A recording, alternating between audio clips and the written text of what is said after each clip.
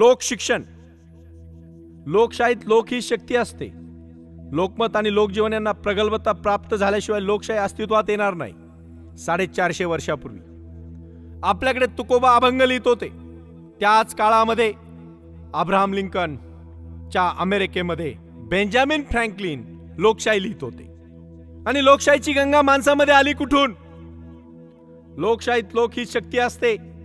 लोकमत आणि लोकजीवन ही प्रगल्भता प्राप्त झाल्याशिवाय प्राप्त होत नाही. लोकशाहीचे चिंतन अलीकडचे आहे, पण लोकसंग्रह, लोकसंघटन आणि लोकशिक्षण या समर्थांनी रामदासांनी बाळगलेला अट्टहास हा सार्वजनिक जीवनात खूप वर्षापूर्वी आहे. आपणासी जे जे ठावे ते ते सकळा शिकवावे, शहाणे करुणी सोडावे अवघे जन. पहा बर का, लोकशिक्षण. अरे मला रवींद्रनाथ टागोरांचा एक प्रसंग आठवतोय. ते कधीच शाळेत गेले नाही, एकही दिवस टागोर शाळेत बसले नाही, पण टागोरांनी लिहिलेलं जनगण मन सुरू झाल्याशिवाय एकही शाळा सुरू होत नाही. काय ते लोकशिक्षण? ज्ञानदेवांनी जे ज्ञानेश्वरी समाजाला दिली, पसायदान जे समर्पित केलं, काय ते कवी? एवढा महान कवी या देशाला लाभला, याच्यापेक्षा सौभाग्य काय असू शकतं? उपजत आहे बाबांनो, उपजत आहे. म्हणून लोकांनी विचार दीक्षा देणे महंताचे खरे काम आहे. जे दीनदलित आणि उपेक्षित असतील त्यांच्याशी संपर्क साधा. समाजात जे खचलेले आहेत त्यांना प्रथम सावरा. आणि म्हणून पतित करावे पावन, शहाणे करावे जन, सृष्टीमध्ये भगवत भजन वाढवीत जावे. समर्थांनी रामकथेला आश्रय घेतला. लोकांना काहीतरी पाहिजे. राम हा एक विलक्षण अवतार होता. तो विद्या संपन्न क्षत्रिय होता. रावणाच्या बंदिशाळेत अडकून पडलेल्या देवांना त्याने मुक्त केले.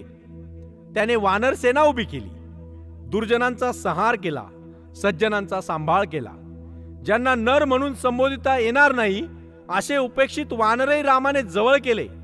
खारीपासून शबरीपर्यंत जीवन मात्राचा आदर करणारा राम हा जीवन योनीचा आणि लोकशक्तीचा रक्षण करता व पुरस्कर्ता होता. राम जन्माने राजा, कर्माने नेता आणि योग्यतेने अपेक्षितेने देव झाला. रामाची सर्व रूपे रम्य आणि रमणीय आहेत. समर्थांनी ज्या नावाचा आयुष्यभर जप केला आणि शेवटी रामाचा दास समर्थ. राम हा त्यांचा देव होता. ज्या रामाची कथा त्यांनी सर्वसामान्यांना सांगितली, लोकांना सांगितली, त्या रामाला महामानव ही पदवी त्यांनी दिली. त्या समर्थांच्या व्यक्तिगत मुक्तीचा मार्ग दाखवला. लोक कल्याणासाठी त्यांना दीक्षा दिली. समर्थ म्हणाले, रघुरायाचा वर पावलो सत्वर, जनाचा उद्धार करावया. या रामाची कथा ही दासाची संपत्ती होती. ही संपत्ती सर्वांना वाटावी अशा विरक्ताचा आग्रह होता. ब्रह्मांड भेदून रामकथा पैलाड न्यावी हे त्याचे स्वप्न होते. आनंद अनुभव हे त्याचे चित्र होते. मराठा ते तुका मिळवावा हा समर्थांचा आग्रह होता. पण मराठा कोण? प्रत्येक लढवया हा मराठा आहे. मराठी ही ज्याची मातृभाषा तोची मराठा आहे. अंतरावरून येणाऱ्या परकीयांना तुलना करताना सगळे स्वकीय मराठे होते.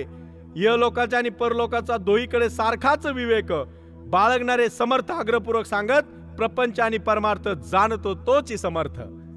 सर्वसामान्य माणसामधले जीवनसत्व जागविण्यासाठी समर्थांनी प्रपंच आणि संसार यांचा अवमूल्य लाट परतवली. उपरतीच्या खाईत कर्तृत्व शक्तीचा अंत होणार असेल तर जगाचे काय होणार ही विवंचना त्यांना होती. काही न करता वाऱ्याबरोबर उडणारा पाचोळा आणि मनुष्य जीवन यात फरक आहे.